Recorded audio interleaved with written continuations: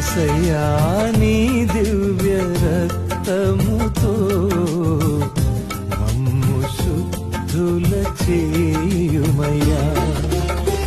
నా ప్రతి అణువు కణములందున, నా ప్రతి అణువు కణములందున నీ రుధిరధారలు ప్రవహించుమా, నీ రుధిరధారలు ప్రవహించుమా. ఆరాధన నీకే యేసయ్యా, స్తుతి స్తోత్రములు